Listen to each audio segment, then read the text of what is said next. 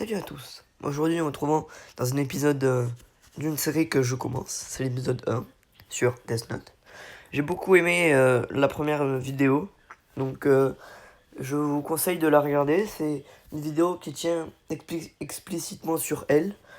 J'espère que cette vidéo va vous plaire. Pensez à vous abonner, liker, mettre la cloche et mettre un petit commentaire pour donner un avis sur cette vidéo. Bref, je vous laisse sur la vidéo. L'épisode 1. Pourquoi Death Note fascine autant? Les grandes idées derrière le chef-d'œuvre. Voilà. Bonne vidéo.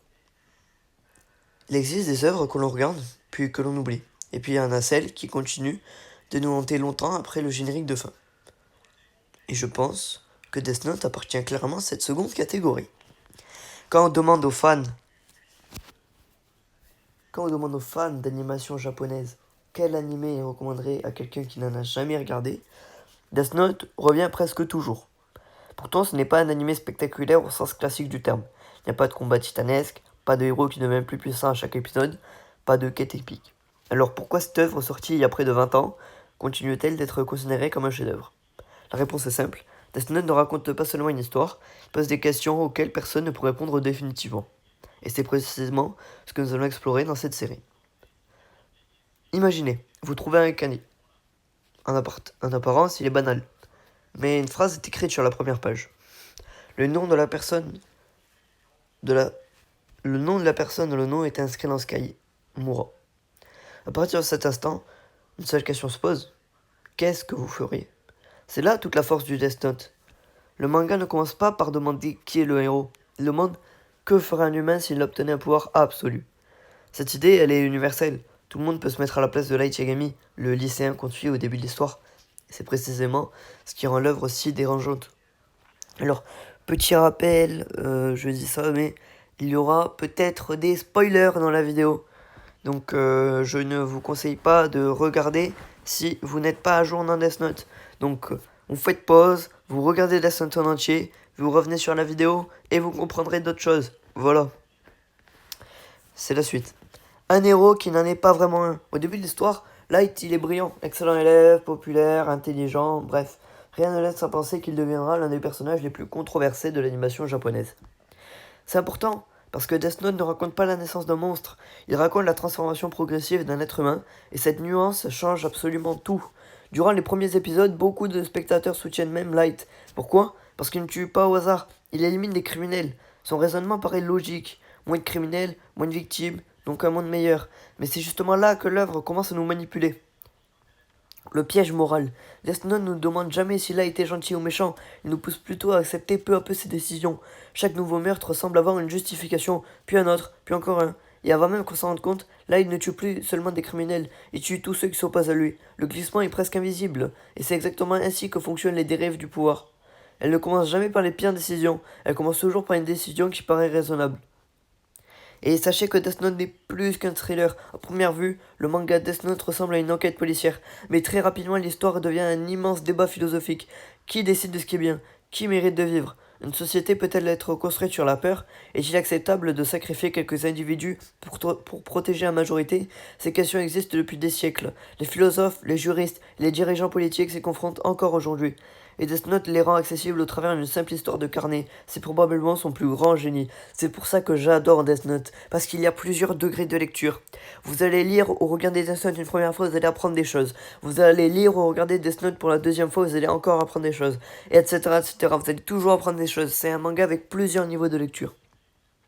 Une guerre d'idées. On présente souvent Death Note comme un duel entre Light et elle. En réalité, ce n'est pas seulement un affrontement entre deux génies, c'est une confrontation entre deux visions du monde. Light pense que la justice peut être imposée, elle pense qu'elle doit être recherchée. Light croit au résultat, elle croit à la méthode. Le plus fascinant, c'est que l'œuvre ne représente aucun des deux comme parfait. Light commet des atrocités, mais elle manipule, espionne, ment et sacrifie parfois des innocents pour avancer dans son enquête. Autrement dit, même celui qui combat le mal n'est pas irréprochable, et c'est précisément ce qui rend leur duel aussi captivant. Au final, celui qui est vraiment le véritable gagnant de Death Note, c'est Ryuk. Pourquoi? Parce que son objectif c'était juste de se divertir, et il a eu le meilleur divertissement. Il a eu 10 ans de divertissement extraordinaire, parce que elle et Light n'ont pas vraiment gagné.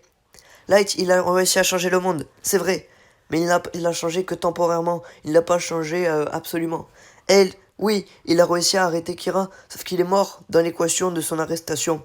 Donc en soi, ce n'est même pas lui qui l'a vraiment arrêté, c'est Nier. Donc au final, est-ce que elle a véritablement gagné? Non. Est-ce que Light a véritablement gagné? Non. Est-ce que Ryuk a véritablement gagné? Oui. Et on peut même pas dire que Nier a réellement gagné parce qu'il n'a pas fait l'enquête tout seul. Il a été aidé du SPK et surtout grandement de elle. C'est pour ça que je dis pour moi que Ryuk est le véritable gagnant. Et le véritable personnage principal, on pourrait croire que le personnage principal est Light, ou peut-être elle, et on peut défendre une autre idée. Le véritable protagoniste du Death Note est le Death Note. C'est le pouvoir, parce que c'est pas seulement un objet, il agit comme un révélateur, il expose les ambitions, les peurs, l'ego, les limites morales. Chaque personnage réagit différemment face à ce pouvoir, et c'est à travers ces réactions que l'œuvre parle finalement de nous. Et pourquoi cette histoire elle fonctionne partout? Que l'on vive au Japon, en Europe ou en Amérique, Death Note parle à tout le monde parce que ces thèmes sont universels. La justice, le pouvoir, la responsabilité, l'orgueil, le libre arbitre, le bien, le mal. Ces questions traversent toutes les cultures et c'est pour cette raison que l'œuvre n'a presque pas vieilli. Le contexte change, la technologie évolue, mais les dilemmes restent les mêmes. Surtout que c'est une œuvre qui refuse les réponses faciles. L'une des grandes qualités de Death Note, c'est qu'il ne cherche jamais à donner une morale simple. Il serait facile de dire « Light est le méchant » ou « Elle est le héros ». Mais ce serait réduire l'œuvre à un simple combat entre le bien et le mal. Or, Death Note est bien plus subtil. Il montre que des intentions nobles peuvent être conduire à des catastrophes, et que défendre la justice peut parfois exiger des méthodes moralement discutables. Cette complexité explique pourquoi les débats autour de l'œuvre continuent encore aujourd'hui. Conclusion. Si Death Note continue de fasciner autant de personnes, c'est pas parce qu'il possède l'un des meilleurs scénarios de l'animation. Enfin, peut-être un peu quand même. Pas parce qu'il possède un animé parfait. Enfin, peut-être un peu quand même. Ce n'est pas simplement parce que Light et elle sont des génies, ni parce que Ryuk est un personnage iconique, parce que cette œuvre agit comme un miroir.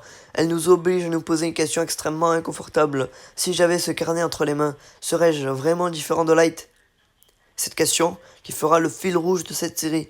Dans les prochains épisodes, nous analyserons les grandes idées cachées derrière Death Note, le pouvoir, la justice, l'utopie, la manipulation, la psychologie de Light, le rôle de L et la philosophie qui traverse toute l'œuvre. Car derrière un simple carnet noir se cache peut-être l'une des plus grandes réflexions modernes sur la nature humaine. Merci d'avoir regardé cette première analyse. Si cette vidéo vous a plu, dites-moi en commentaire à quel moment, selon vous, Light cesse-t-il d'être un héros pour devenir un tyran. A très bientôt pour un deuxième épisode. Peace!